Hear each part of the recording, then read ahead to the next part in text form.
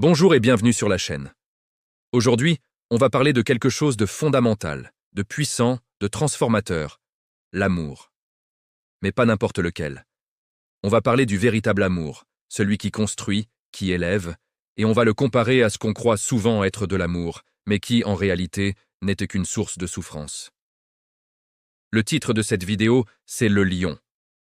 Pourquoi le lion? Parce que le lion symbolise la force, la noblesse, la souveraineté. Et le véritable amour, c'est ça.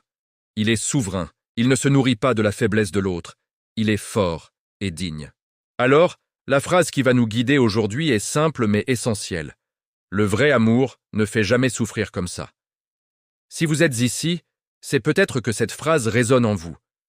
Peut-être que vous avez connu des relations qui vous ont laissé un goût amer, qui vous ont épuisé, qui vous ont fait douter de vous-même. Vous vous êtes peut-être dit « Mais si c'est ça l'amour, alors je n'en veux plus. » Et je vous comprends. Mais ce que vous avez vécu, ce n'était probablement pas de l'amour. C'était autre chose. De la dépendance, de l'attachement, de la peur de la solitude, de l'ego, mais pas de l'amour. L'amour, le vrai, le pur, est une énergie d'expansion. Quand vous êtes dans une relation basée sur l'amour véritable, vous vous sentez grandir. Vous vous sentez plus vous-même que jamais. Votre partenaire vous encourage à poursuivre vos rêves.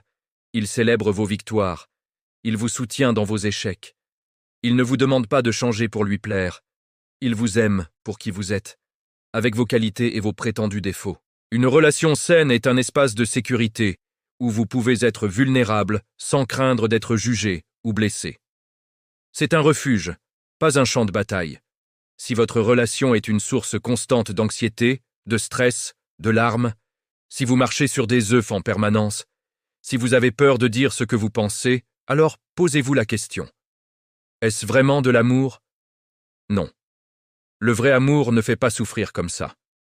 La souffrance dont je parle ici, ce n'est pas la petite tristesse passagère après une dispute. Je parle de cette douleur profonde, chronique, qui vous ronge de l'intérieur, qui éteint votre lumière petit à petit.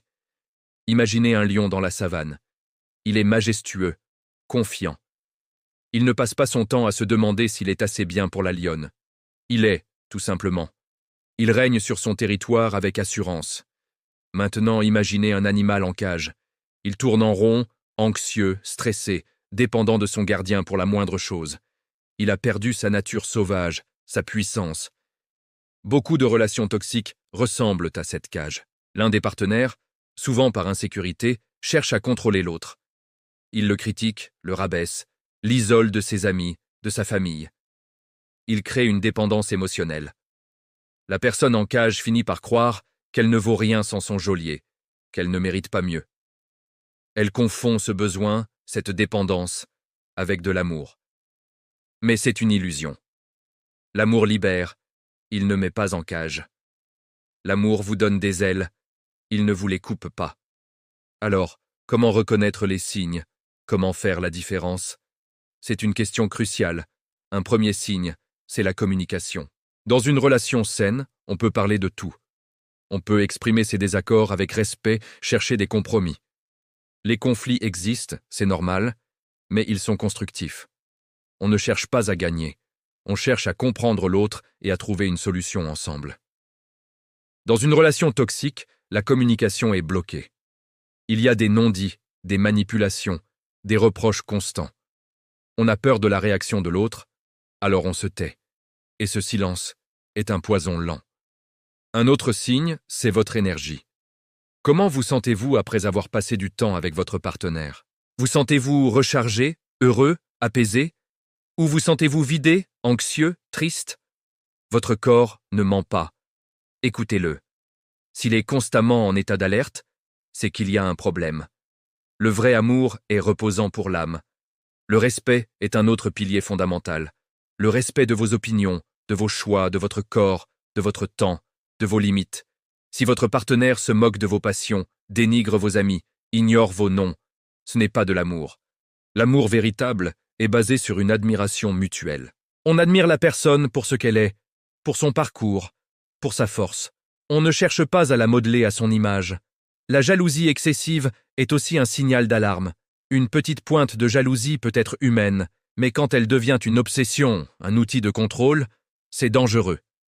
La confiance est le fondement de l'amour. Si la confiance n'est pas là, si on passe son temps à fouiller dans le téléphone de l'autre, à l'interroger sur ses moindres faits et gestes, la relation est déjà morte. Elle n'est plus qu'une prison de méfiance. Sortir d'une relation qui fait souffrir est incroyablement difficile. On a investi du temps, de l'énergie, des sentiments. On a peur de la solitude, peur du jugement des autres, peur de regretter. On se dit « et s'il changeait ?» On s'accroche aux bons moments, même s'ils sont de plus en plus rares. C'est ici qu'il faut retrouver son esprit de lion, sa force intérieure. Il faut se choisir soi-même. Comprendre que votre bien-être, votre santé mentale et physique sont plus importants que tout. C'est un acte de courage, un acte d'amour-propre immense.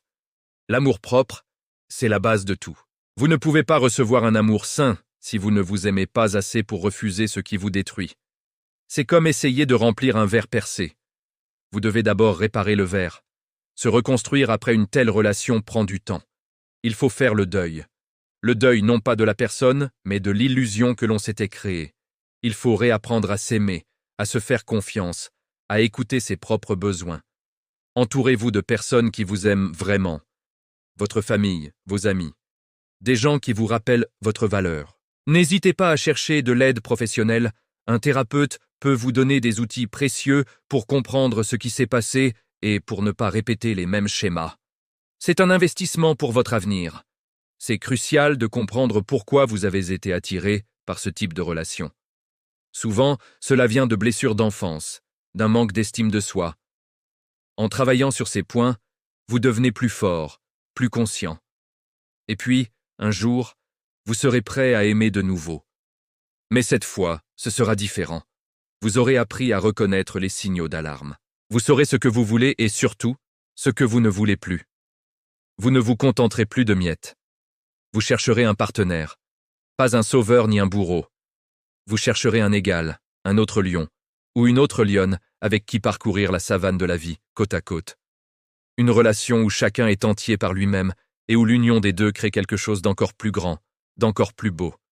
Une relation qui n'est pas basée sur le besoin, mais sur le désir de partager. Partager sa joie, ses passions, son chemin. Dans ce type de relation, la souffrance n'est pas le moteur. Bien sûr, il y aura des défis, la vie n'est pas un conte de fées.